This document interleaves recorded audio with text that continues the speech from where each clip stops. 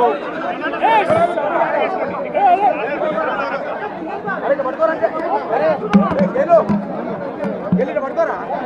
నాలుగు గోడల మధ్య ఎందుకు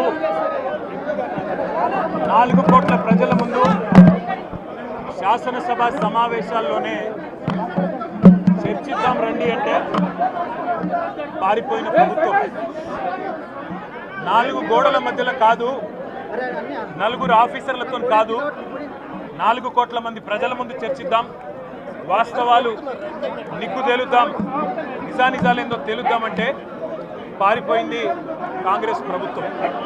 అట్లాగే మరి ముఖ్యమంత్రి గారు మీరు కూడా ఏసీబీ కేసు ఎదుర్కొంటున్నారు, నా మీద కూడా ఒక ఏసీబీ కేసు బనాయించిండ్రు. మరి దమ్ముంటే పిరికి పందవి కాకపోతే నువ్వు నేను లై డిటెక్టర్ పరీక్షను ఎదుర్కోవడానికి కూడా సిద్ధమని చెప్పినా ఇంతవరకు స్పందన లేదు. 6 నెలలైంది కేసు బనాయించి, సాధించిందేందో తెలియదు.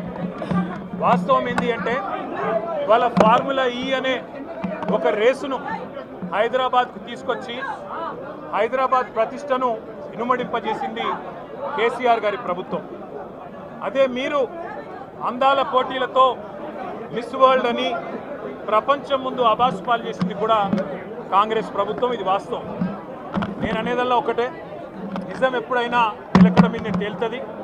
మాకు భారతదేశంలోని చట్టాల మీద న్యాయస్థానాల మీద గౌరవం ఉంది కాబట్టే ఎన్నిసార్లు విచారణకు పిలిచినా వస్తామని చెప్పినా ఇది 3వసారి పిలవడం, 3 సార్లు కాదు 30 సార్లు పిలిచినా విచారణకు సహకరిస్తాం. మా మీద కేసులు బనాయించి మమ్మల్ని ఇబ్బంది పెట్టి కమిషన్లు వేసి మమ్మల్ని ఏదో ఇబ్బంది పెట్టినంత మాత్రాన, వేధించినంత మాత్రాన ప్రజల తరపున ప్రశ్నించడం బంద్ చేస్తామనుకుంటే అది కాంగ్రెస్ ప్రభుత్వం యొక్క అవివేకం, అజ్ఞానం అవుతుంది తప్ప ఇంకోటి కానే కాదు. పెద్దలు కేసీఆర్ గారిని, పెద్దలు హరీష్ రావు గారిని కాళేశ్వరం కమిషన్ ముందు కూర్చోబెట్టి మీరు పైశాచికానందం పొందొచ్చు. ఇవాళ ఏసీబీ ముందుకి విచారణకు పిలిపించి కొంత మానసికంగా రాక్షసానందం పొందుతూ ఉండవచ్చు, అవసరమైతే అరెస్ట్ కూడా చేస్తారు కావచ్చు. కానీ ఒకటి పక్కా, తెలంగాణ కోసం గతంలోనే జైలుకు పోయి వచ్చిన వాళ్ళం.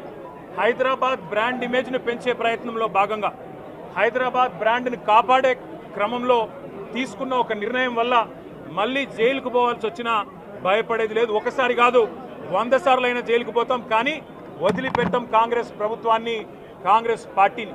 మీరిచ్చిన 420 హామీలు, మీరిచ్చిన దొంగ 6 గ్యారంటీలు, మీరిచ్చిన డిక్లరేషన్లు, ఇవాళ మీరు లోకల్ బాడీ ఎన్నికలకు సిద్ధమవుతా ఉన్నారని చెప్పి వార్తలు వస్తూ ఉన్నాయి.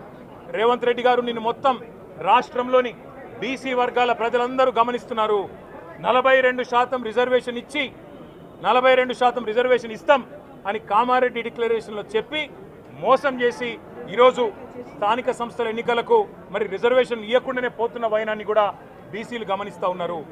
రైతు బంధు పేరిట ఎలక్షన్ బంధుగా మార్చి ఎలక్షన్లు వచ్చినప్పుడు మాత్రమే రైతు బంధు వేస్తున్న విషయాన్ని రైతులు గమనిస్తున్నారు. నెలకు 2500 ఎగ్గొట్టిన విషయాన్ని ఈ రాష్ట్రంలోని మహిళలు గమనిస్తూ ఉన్నారు.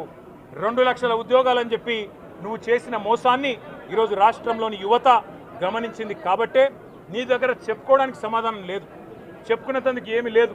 కాబట్టి ఏం చేయాలి నువ్వు? ఏదో ఒక డైవర్షన్ మీద, ఏదో ఒక రకంగా ఒక కమిషన్ అని, ఎంక్వైరీ అని, ఏదో జరిగిందని, ఇదిగో పులి అంటే అదిగో తోక అని, నువ్వేమో దున్నపోతు తినిందనగానే నీకు తయారుగా నీ జోడీదారు బీజేపీ రెడీగా ఉన్నాడు. నువ్వు దున్నపోతు తినిందనగానే వాడు దుడ్డని కట్టేయని వాడికి వస్తాడు. మీ ఇద్దరి దొంగ భాగవతం, మీ ఇద్దరి దొంగ నాటకాలు తెలంగాణ ప్రజలకు అర్థమైనాయి. మేము మాత్రం వాళ్ళ పెడితే గిడితే ఒక వ్యక్తినో 2 వ్యక్తులను జైల్లో పెడతావు, కానీ లక్షలాది మంది కేసీఆర్ సైనికులను టచ్ చేసే ధైర్యం నీకు లేదు. తెలంగాణ ప్రజలకు రక్షణ కవచంలాగా ఆనాడు ఉన్నది టీఆర్ఎస్ఏ, ఈరోజు ఉండేది బీఆర్ఎస్ఏ, రేపటికి కూడా స్వీయ రాజకీయ అస్తిత్వమే శ్రీరామ రక్ష అనే విధంగా ముందుకు పోతాం. నువ్వు ఒక్కసారి కాదు 100 సార్లు పిలిచినా వస్తా, 100 సార్లు నిజమే చెప్తా. నువ్వు లై డిటెక్టర్ పరీక్షకు నీకు దమ్ముంటే నువ్వు మగాడివైతే రా, రాష్ట్ర ప్రజలందరూ చూస్తుండగా లై డిటెక్టర్ కూడా రెడీ. నువ్వు ఒక కేసు కాదు ఇంకో 1000 కేసులు పెట్టినా మేము ప్రశ్నించడం బంద్ చేయం, కొట్లాడడం బంద్ చేయం, తెలంగాణ ప్రజల తరపున నిలదీయడం బంద్ చేయం. నువ్వు వేధింపులతో కేసులతో ఏదో సాధిస్తాననుకుంటే నువ్వు సాధించేదేమీ లేదు. అన్నిటికీ తెగించే కొట్లాటకు ముందుకొచ్చినాం.